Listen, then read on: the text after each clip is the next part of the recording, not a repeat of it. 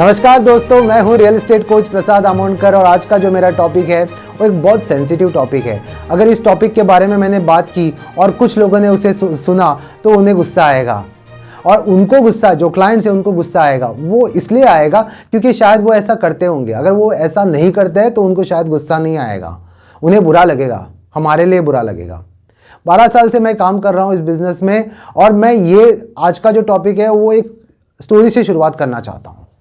जब मैंने शुरुआत की थी बिज़नेस की, तब मुझे उतना ज़्यादा पता नहीं था कि रियल एस्टेट बिज़नेस में ऐसा भी हो सकता है कि लोग आपको बायपास कर सकते हैं। तो आज का मेरा जो टॉपिक है वो है बायपास।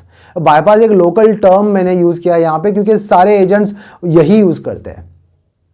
मतलब इसमें क्या होता है कि अगर आपने कोई प्रॉपर्टी किसी को दिखा दी, आपके एक सेलर है, आपके पास एक सेलर है और एक बायर भी आ गया है, भले आपका एक डायरेक्ट बायर आ गया हो, तो आपने प्रॉपर्टी दिखा दी, बायर को अच्छी लगी प्रॉपर्टी, उनको डील करनी है और उसके बाद आपको ये पता चलता है कि प्रॉपर्टी बिक गई है, उसी बंदे ने ले ली है और आपको पता भी नहीं है और वो आपको कमीशन भी नहीं आया है। 3, 4, 5, 6 महीने के बाद, कभी कभी तो 1 साल के बाद भी पता चल जाता है कि ये ट्रांजैक्शन हो गया है और आपको कुछ पता नहीं है। मेरा जो फर्स्ट डील हुआ था, जो not first deal as such, एक फर्स्ट डील जहाँ पे मुझे ये एक्सपीरियंस आया, जहाँ पे दोनों ऐसी प्रोफेशन में थे, तो आप ऐसा हो ही नहीं सकता कि आप उनको ट्रस्ट नहीं करोगे। मैं बताना नहीं चाहूँगा वो प्रोफेशन क्या था, लेकिन आप समझ गए होंगे अब तक। तो क्या हुआ था, मेरे पास एक प्लॉट आ गया था, वो 8,000 पर स्क्वायर मीटर का 300 का प्लॉट था और एक अमाउंट बन रहा था उसका, और उसको बायर भी मुझे मिला, उसी प्रोफेशन का मिला। तो मैंने बोला यार मेरा काम हो गया, अच्छा हो गया। तो डॉक्यूमेंट्स दे दिए थे, सब कुछ हो गया था। एक दिन मुझे बायर बोलता है कि मुझे ना सेलर से बात करनी है, आप मेरे को उनका नंबर दे दो। और आप नहीं सोच सकते, आज की तारीख में मैं किसी का नंबर शेयर नहीं करता ऐसे, लेकिन उस टाइम पे मैंने सोचा कि ठीक है, दोनों को एक साथ बात करनी होगी। और उस टाइम पे वो ना कॉन्फ्रेंस कॉल का वगैरह वो चक्कर था नहीं इतना इजी। आज की तारीख में आपके पास व्हाट्सएप कॉल है, वहाँ पे भी ग्रुप कॉलिंग हो सकती है, आपके पास नॉर्मल कॉलिंग में भी आप एक कॉन्फ्रेंस कॉल ले सकते हो, आप जूम कॉल भी ले सकते हो। काफ़ी सारी चीज़ें आ गई जहाँ पर आप एक नंबर देने से अच्छा आप उस डील में इन्वॉल्व रहो, क्योंकि जैसे आपने नंबर दे दिया ना तो you are out of the deal.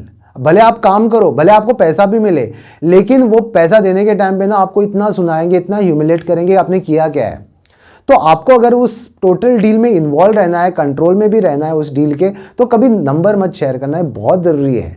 Unless you are like very very sure कि यार ये कुछ हो नहीं सकता। लेकिन मेरे साथ हुआ, तो मैंने नंबर दे दिया था, उनकी बात हो गई एक दूसरे से। कब उन्होंने सेल डीड की और कब उनका ट्रांजैक्शन हुआ मुझे पता भी नहीं चला। और मुझे एक बार उन्होंने फ़ोन किया, बोला कि मैं आपका पेमेंट रखा है। और पेमेंट कितना रखा था, बहुत कम पेमेंट रखा था मेरे लिए। तो मैंने कहा ये भी पेमेंट क्यों दे रहे हो, आप अपने पास ही रखो। और तब ऐसा था कि मेरे पास कुछ लिखत नहीं था, ना कोई व्हाट्सएप था, ना कोई ईमेल था, ना कोई मैसेज था, ना कोई वर्बल कम्युनिकेशन रिकॉर्डिंग थी, कुछ भी नहीं था। तो मैं कुछ कर नहीं सकता था उस टाइम पे। तो मैंने उसको छोड़ दिया था, लिटरली मैंने उस डील को छोड़ दिया था, उस पैसे को भी छोड़ दिया था। तब जो मेरा सेलर है, सेलर एक्चुअली मुझे कोई रेफरेंस से आया था, तो मैंने वो रेफरेंस से भी बात की, कहा कि ऐसा ऐसा हुआ है मेरे साथ। लेकिन वो आदमी भी कुछ कर नहीं पा रहा था मेरे लिए। और सेलर ने भी एक बार मुझे फ़ोन किया, तो मैंने उसको सुनाया। मैंने बोला आप मेरा पैसा लेके जाओगे कहाँ पे। लेकिन ये तो चीज़ें कहने वाली होती है, लेकिन आपका तो लॉस हो गया ना उस टाइम पे। और जब आप शुरुआत कर रहे हो बिजनेस की और ऐसा कुछ आपके साथ हुआ है, तो आप आगे क्या करोगे, तो आप तो टूट जाओगे ना। तो ज़्यादातर लोग ऐसे ही टूटते हैं और बिजनेस छोड़ देते हैं कि नहीं यार ये नहीं होने वाला है, लोग पैसे नहीं देते, बाईपास करते हैं ऐसा। दूसरा, लेकिन पहले केस में मैंने अपने आप को संभाला, I let go that thing, और इसीलिए मैं आज ये चीज़ कर रहा हूँ। आज जो भी मैं हूँ ये इसलिए हूँ कि आई लेट गो थिंग्स, मैंने छोड़ दिया है। आप बिलीव नहीं कर पाओगे, लेकिन मैंने कभी कभी ऐसा पेमेंट भी जो 25-30 लाख तक का भी पेमेंट जहाँ पे मुझे बाईपास हुआ है लोगों की तरफ से, मैंने छोड़ दिया है। मैंने छोड़ दिया है आगे कुछ अच्छे के लिए, और मैं हमेशा अच्छा काम किया और मुझे अच्छे पैसे भी आए हैं। मैंने एक लीगल तरीके से अपने आप को एक ऑर्गेनाइजेशन को मेरे अपनी बढ़ाया है, क्योंकि आई लेट गो थिंग्स। उसके पीछे नहीं पड़ा हूँ मैं, दे दो दे दो दे दो। हाँ, रिकवरी का टाइम होता है, रिकवरी करनी भी होती है, लेकिन आप ऐसा नहीं सोच सकते हो कि जब तक ये पैसा आएगा तब तक मैं कुछ नहीं कर पाऊँगा। और आप करो रिकवरी, अपने 50 बार फ़ोन करो, 50 बार ईमेल डालो, 50 बार व्हाट्सएप करो, घर पे जाओ, ये सब करो आप, नो प्रॉब्लम। लेकिन never never affect your current business. जो आप बिजनेस अभी फिलहाल कर रहे हो वहाँ पे आपको पैसे देने के लिए लोग हैं, कमीशन देने के लिए लोग खड़े हुए हैं, उनके साथ काम करो। जो बीत चुका है वो बीत चुका है, let go things. You may follow up with those people but never let that affect your current business.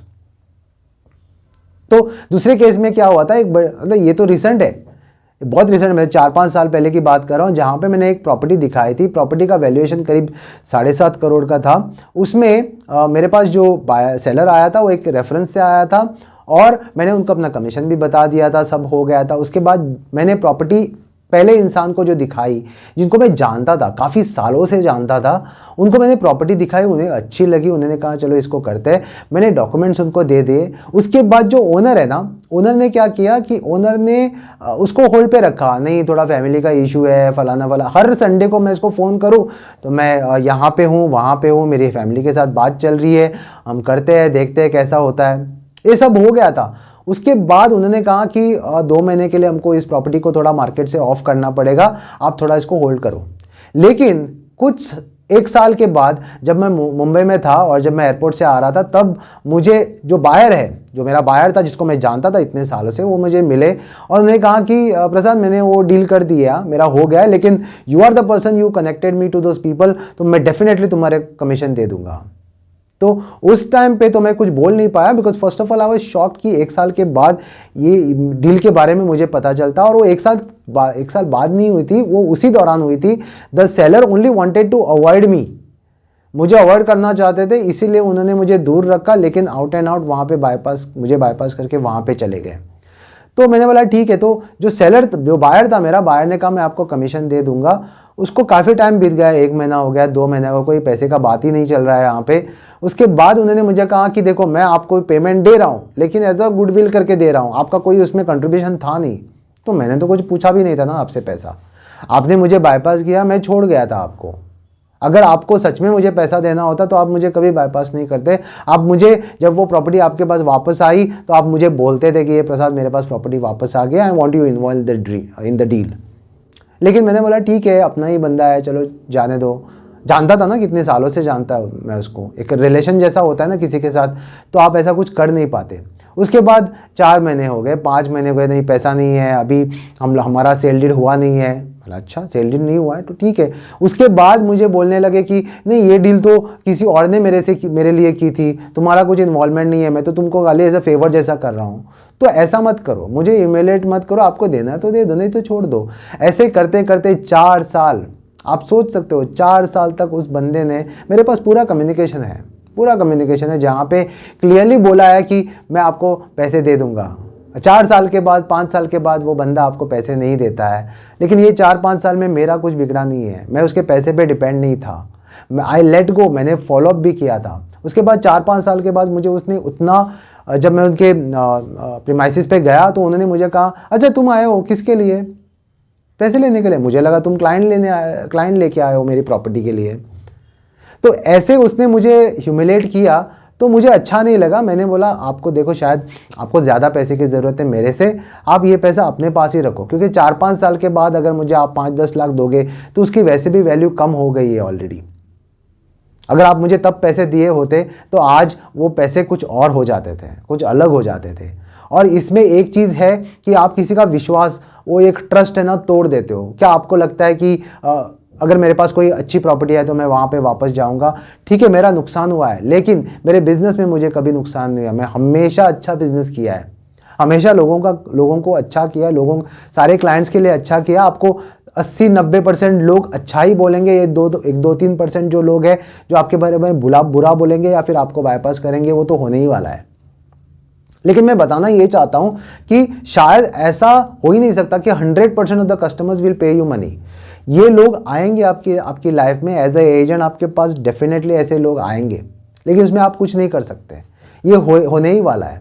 कुछ लोग ऐसे भी होते हैं जो आपको एक ब्रोकरेज कंसिडर करते हैं कि ठीक है मैं आपको ये ब्रोकरेज दे दूंगा, और जब एक्चुअल में डील हो गया होता है तब आपकी ब्रोकरेज काट देते हैं, नहीं इतना नहीं, मैं आपको इतना दे दूंगा। ये ऐसा भी होता है।